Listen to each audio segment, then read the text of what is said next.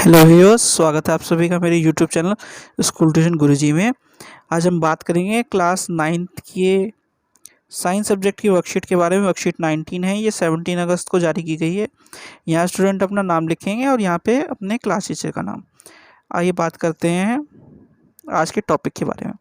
आज का टॉपिक है the fundamental unit of life. ये चैप्टर 5 क्लास 9th की एनसीईआरटी बुक का है।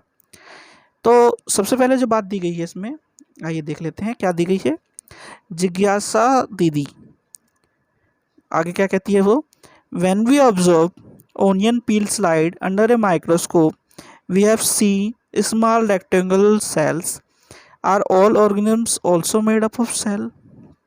तो क्या कहना चाह रहा है, ये कहना चाह रहा है कि जब हम प्याज के ऊपर का जो छलनी जैसी बिल्कुल एक पतली सी परत होती है सफ़ेद, उसे निकाल करके माइक्रोस्कोप में देखेंगे तो हमें क्या देखने को मिलता है, हम लोगों को उसमें सेल्स देखने को मिलते हैं।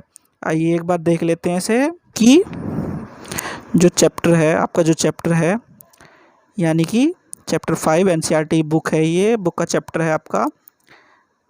और उसमें पहली फिगर जो दी हुई है, दूसरी फिगर सॉरी, पहली माइक्रोस्कोप की दी हुई है, दूसरी फिगर क्या दिखाती है, ये दिखाती है इस चीज़ को। और ये चीज़ क्या है, सेल ऑफ एन ओनियन पील, जिसकी हम बात कर रहे थे।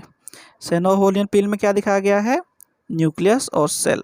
ये सेल है और उसके अंदर जो एक डार्क सब पोर्शन है उसे न्यूक्लियस कहा गया है। तो क्या चीज़ दर्शा रहा है कि ये ओनियन पील जो है वो किसकी बनी हुई है, सेल की बनी हुई है। तो अच्छा आगे बढ़ते हैं और ये क्या कहना चाह रहा है कि क्या सब चीज़ें इसी तरह के स्मॉल रेक्टेंगुलर सेल्स की बनी हुई हैं, इस तरह की जो चीज़ें सेल की बनी हुई हैं। तो अब बात करें जरा, अगर जरा समझने की कोशिश करें, हमारे चैप्टर का नाम क्या है, the fundamental unit of life. Fundamental unit of life को हम हिंदी में क्या लिख सकते हैं, यानी कि इसका हिंदी शब्द रूपांतरण या रूपांतरण क्या होगा, जीवन की मौलिक इकाई। यही चैप्टर 5 का नाम है हिंदी में, जीवन की मौलिक इकाई। और अगर हम छोटे शब्दों में या आसान शब्दों में समझने की कोशिश करें तो वह सबसे छोटी चीज़ जो लाइफ के लिए ज़रूरी है तो वो क्या कहलाती है, फंडामेंटल यूनिट ऑफ लाइफ। अब एक आसान सा उदाहरण देखें हम, जब हमारा कोई घर बनता है या मकान बनता है तो उसमें सबसे छोटी चीज़ जो हम इस्तेमाल करते हैं उसे बनाने के लिए वो होती है ईंट। इसी तरीके से सबसे छोटी चीज़ जो हमारे लाइफ को या हमारे जीवन को बनाने के लिए ज़रूरी है वो कहलाती है क्या, सेल। ठीक है, हम लोगों ने ये यहाँ पढ़ा है और यहाँ पढ़ा है। आगे अब देखते हैं क्या कहता है ये कहता है all living beings are made up of small unit या स्ट्रक्चर। क्या कह रहा है, सभी जीव जंतु छोटी छोटी यूनिट या छोटी छोटी वस्तुओं से मिलकर बने हैं। This is called cell. ठीक है, इन्हें क्या कहते हैं, सेल कहते हैं। ये अब मैंने बताया आपको है, cell is the basic functional and structural unit of life because all the function and structure of living beings are performed by cell. अब structural and functional of living beings are performed by the cell का मतलब क्या है, structure कैसा हो गया, जैसे हमारे शरीर का आकार विकार, इस तरह के शरीर बनाने के लिए किसने कोशिश की, हमारे सेल्स ने। फंक्शन क्या है, अलग अलग, हमारा खाने खाने के बाद का डाइजेशन का प्रोसेस, हमारा एक्सक्रीशन का प्रोसेस, सांस लेने का प्रोसेस, इन सब चीज़ों को क्या करता है, सेल के द्वारा किया जाता है। अब आगे क्या कहता है, on the basis living organism are of 2 types. अब कौन से बेस पे ये जो लिविंग ऑर्गेनिज्म को 2 पार्ट में डिवाइड कर रहा है, किस बेस पे, वो सेल कैसा है और किस तरह अपने क्या स्ट्रक्चर और फंक्शन को परफॉर्म कर रहा है।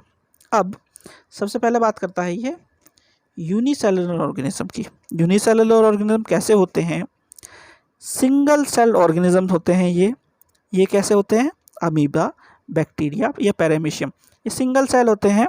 इनमें खाने पीने का सारा काम, डाइजेशन का काम, एक्सक्रीशन का काम, सब के सब काम एक सिंगल सेल के अंदर ही होता है, इसलिए इन्हें सिंगल सेल ऑर्गेनिज्म कहते हैं। अब आती है बात किस चीज़ की, मल्टी सेलुलर ऑर्गेनिज्म की। मल्टी सेलुलर ऑर्गेनिज्म कैसे होते हैं, हम जैसे प्लांट्स, एनिमल, फंजाई, कुछ फंजाई के कुछ पार्ट्स होते, कुछ एग्जांपल्स हैं और कुछ टाइप्स हैं, वो उस तरह की एक्टिविटी में होते हैं। अब एक चीज़ समझ लीजिए, अब इसने क्या कहा था शुरुआत में कि स्ट्रक्चर और फंक्शन लिविंग सेल्स के द्वारा परफॉर्म किया जाता है। तो उसे परफॉर्म करने के लिए क्या होता है, एक स्पेशलाइज्ड चीज़ हो जाती है, ऑर्गन बन जाता है सेल से, ताकि वो उस चीज़ को परफॉर्म कर सके। अब ये बनता कैसे समझ लीजिए, अकेले सेल एक साथ जुड़ते हैं, उनसे टिश्यू बनता है, टिश्यू जब जुड़ते हैं तो ऑर्गन बनता है, और पूरा का पूरा ऑर्गन जब अलग अलग पार्ट्स में जो है एक साथ बन करके तैयार होता है तो वो ऑर्गन सिस्टम कहलाता है। और वो ऑर्गन सिस्टम आपके एक किसी चीज़ को परफॉर्म करता है। आप डाइजेशन को ले लीजिए, आप रेस्पिरेशन को ले लीजिए, एक्सक्रीशन को ले लीजिए, इस तरह की चीज़ों को वही चीज़ परफॉर्म करती है जो कि आपको देखने को मिलती है या समझने को मिलती है। आइए तो आगे बात करते हैं। अब क्या लिखा है, अब इसने लिखा है कि are all cells of same kind. अब जैसा कि हमने दिया ऊपर देखा, यहाँ पे क्या देखा हमने, कुछ सेल हैं सिंगल सेल और कुछ है मल्टी सेलुलर, यानी कि कुछ तो एक कोशिकीय हैं यानी सिंगल सेल, तो वो काफ़ी छोटे होंगे और सिर्फ माइक्रोस्कोप से देखे जा सकते हैं। अब माइक्रोस्कोप कैसा है आप देख लीजिए, आपको आप दिखा देता हूँ मैं कैसा है माइक्रोस्कोप। आपकी यही जो क्लास की एनसीईआरटी की बुक है उसमें जो दिया हुआ है चैप्टर 5, उसमें फिगर दी हुई है कंपाउंड माइक्रोस्कोप की। तो ये आपका माइक्रोस्कोप है, ये एनसीईआरटी की बुक है बेटा, और ये एनसीईआरटी की बुक आप जो है एनसीईआरटी की साइट से डाउनलोड कर सकते हैं और उसे पढ़ सकते हैं। हो सकता है कोविड के टाइम में आपको दिक्कत हो रही हो बुक्स को परचेज़ करने में, तो आप यहाँ से डाउनलोड करके आप पढ़ सकते हैं और इन्हें आसानी से समझ सकते हैं। ये माइक्रोस्कोप का चित्र है जो कि आपने अक्सर आपकी लैब्स में जब जाएंगे आप देखा होगा या देख सकेंगे। ठीक है, तो आगे बढ़ते हैं। अब तो कितने तरह के हो गए, ये 2 तरह के, एक कोशिकीय बहुकोशिकीय यानी यूनिसेलुलर मल्टीसेलुलर। तो क्या होगा, अब are the all cells of same kind, नहीं, तो जो सेल्स एक जैसे नहीं होंगे। अब क्या किया, उनको 2 पार्ट्स में और डिवाइड किया गया, किस बेस पे, based on cell structure and cell type. ठीक है, क्या कह रहा है ये, on the basis of basic structure cells are of 2 types. ठीक है, 2 टाइप्स के सेल हो गए। अब कौन सा हो गया, एक प्रोकैरियोटिक और एक यूकैरियोटिक। प्रोकैरियोटिक में कौन से रखे गए, these are simple cells, the nuclear membrane is absent. Simple cell जिनमें न्यूक्लियर मेम्ब्रेन प्रेजेंट नहीं हो वो क्या है, प्रोकैरियोटिक है, और बैक्टीरिया इसका एग्जांपल दिया है इसने। और उसके बाद है यूकैरियोटिक सेल, कौन से हैं, these are complex cell having membrane boundaries, cell organelles and nucleus. अब एक चीज़ समझ लीजिए, एक सेल जिसके बाहर एक इस तरह का गोला हो या सेल मेम्ब्रेन हो, उसके अंदर क्या हो, एक छोटा सा न्यूक्लियस हो, छोटा सा न्यूक्लियस हो गया ये आपका, और उसके अंदर क्या हो, छोटी छोटी सेल ऑर्गेनेलीज हो, यानी कि वो सेल के काम करने की यूनिट हो छोटी छोटी सी, उसे क्या कहलाएंगे, उसे कहलाएंगे यूकैरियोटिक सेल। ठीक है, अब यूकैरियोटिक भी 2 टाइप के हो गए, प्लांट्स के और एनिमल के, क्योंकि प्रोकैरियोटिक तो सिंगल सेल के ही है और सिंपल सेल है तो सिंगल सेल ही होगा मेनली, तो इसलिए उसको हम जो है डिफाइन करते हैं, तो प्रोकैरियोटिक को सिंपल सेल कहते हैं। ठीक है बच्चों, तो आगे और एक चीज़ देख लीजिए, आगे आपको क्या देखने को मिलेगा, आगे प्रोकैरियोटिक और यूकैरियोटिक का छोटा सा डिफरेंस देखने को मिलेगा, इसमें समझ लीजिएगा। अब आप प्रोकैरियोटिक और यूकैरियोटिक में क्या दिखाया गया है, साइज़ के बारे में सबसे पहले बताया गया, साइज़ है 1 to 10 माइक्रोन और इसमें 5 to 100 है। फिर उसके बाद डिस्टिंक्ट सेल न्यूक्लियस एब्सेंट, क्या बताया था मैंने कि एक इस तरह का कोई स्ट्रक्चर है गोल सा, उसमें एक छोटा सा न्यूक्लियस है, तो न्यूक्लियस प्रेजेंट किस में होगा, यूकैरियोटिक में प्रेजेंट होगा और इधर नहीं होगा।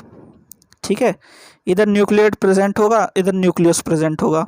उसके बाद सेल ऑर्गेनेज एब्सेंट, सेल ऑर्गेनेज एब्सेंट मतलब इसके अंदर जो छोटी छोटी काम करने वाली यूनिट है सेल ऑर्गेनेजेस, वो यूकैरियोटिक में होगी और प्रोकैरियोटिक में नहीं होगी। फिर आगे क्या बढ़ता है, ये single chromosome present, more than 1 chromosome percent. यहाँ पे क्या होगा, एक सिंगल क्रोमोसोम होगा, यानी जेनेटिक मटेरियल सिंगल से उसका होगा, और यहाँ पे यूकैरियोटिक में मोर देन 1 क्रोमोसोम प्रेजेंट होगा। एग्जाम्पल इसने किसका दिया, बैक्टीरिया का, प्लांट, एनिमल, फंजाई का। ठीक है, तो अब आगे पढ़ते हैं। आगे आपको क्या देखने को मिलेगा कि आगे ये बताता है कि cells were discovered by Robert Hooke. ठीक है, रॉबर्ट हुक को सेल डिस्कवर किया था रॉबर्ट हुक ने। उसने क्या किया था, उन्होंने एक कॉर्क की कैम्बियम में, जैसे हमने देखी थी फिगर किसकी, एनसीईआरटी वाली उसके बुक से, इस तरह की कुछ फिगर देखी थी। कैसी, ऐसी फिगर देखी थी। कब, जब उन्होंने सेल डिस्कवर किया, और Leeuwenhoek discovered the first living cell. पहला लिविंग सेल डिस्कवर किया था लियोनॉक ने। ठीक है बच्चों, और तीसरी चीज़ है सेल थ्योरी। शेल्डन और सिवाल ने सेल थ्योरी दी थी, जिसमें हमारा ये चैप्टर चल रहा है, जो कि क्या कहता है, all living beings are compose of cell and cell are arises from pre existing cell. सभी जो जीवित प्राणी सेल से बने हुए हैं, और सेल क्या है, कहाँ से बने हैं, पुराने सेल से बने हैं।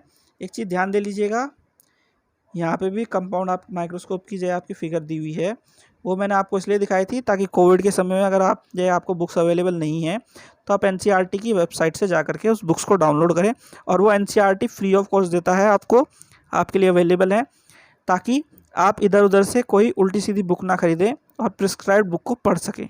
ठीक है बच्चों, आगे बढ़ते हैं। अब देख कुछ क्वेश्चन दिए हुए यहाँ पे। सबसे पहला है डिफाइन सेल। तो डिफाइन सेल के लिए क्या करेंगे हम, ऊपर चलते हैं। हाँ, यहाँ से देखिए, all living beings are made of small unit या structure, this structure is called cell. तो सेल क्या हो गया, सेल जो है एक स्मॉल यूनिट या स्ट्रक्चर हो गया, किसके लिए, लिविंग ऑर्गेनिज्म के लिए। या एक चीज़ और लिख सकते हैं हम, या बोल सकते हैं, cell is the smallest structural and functional unit of living organism. ठीक है बच्चों, अगला क्वेश्चन है आपका, differentiate between prokaryotic and eukaryotic cell. Prokaryotic और यूकैरियोटिक सेल में डिफरेंस आपको दिख ही रहा है, तो आप इसे ऐसे नोट डाउन कर सकते हैं, अपने उसमें लिख सकते हैं।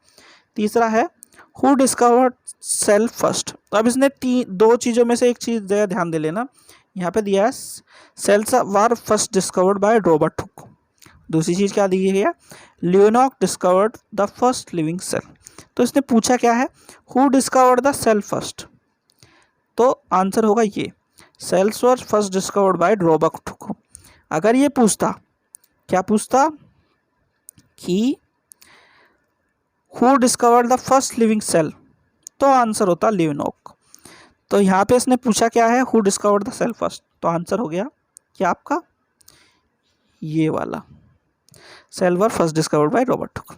ठीक है बच्चों, आगे चलते हैं।